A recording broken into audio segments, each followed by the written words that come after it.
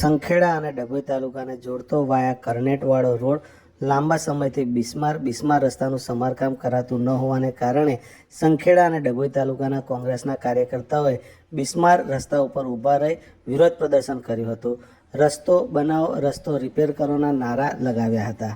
અત્રે ઉલ્લેખનીય છે કે છેલ્લા લગભગ 1.5 થી 2 વર્ષથી સંખેડાથી ડભોઈને જોડતો વાયા કરનેટ રોડ બિસ્માર બનેલો છે. સામાન્ય રીતે ચોમાસા બાદ તંત્ર દ્વારા આવા ગાબડા પડેલા રસ્તાઓ ઉપર પેચવર્ક કરાતું હોય છે, પરંતુ આ રસ્તા ઉપર ઠેર ઠેર ગાબડા પડેલા હોવા છતાં તેનું સમારકામ નથી કરાયું કે નથી તેને નવો બનાવાતો, જેને લઈ સંખેડા અને ડભોઈ તાલુકા કોંગ્રેસ કાર્યકર્તાઓ રસ્તા ઉપર ઉતર્યા હતા. તેઓએ વિરોધ પ્રદર્શન કર્યું હતું.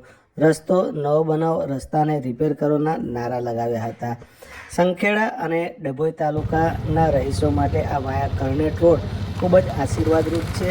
આ રસ્તાનું સમારકામ કરવા અથવા તો નવો બનાવવાની માંગ ઉઠી રહી છે. આ વિરોધ પ્રદર્શન પ્રસંગે સંખેડા તાલુકા કોંગ્રેસ પ્રમુખ યોગેન્દ્રસિંહ વરનામિયા અને ડભોઈ તાલુકા કોંગ્રેસ પ્રમુખ સુધીરભાઈ સહિત આગેવાનો અત્રે ઉપસ્થિત રહ્યા હતા.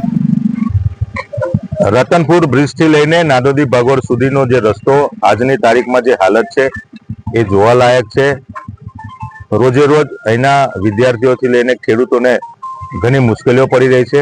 અત્યારે રસ્તો જોવા જાઓ તો તમારે નૈરા ખાડા છે.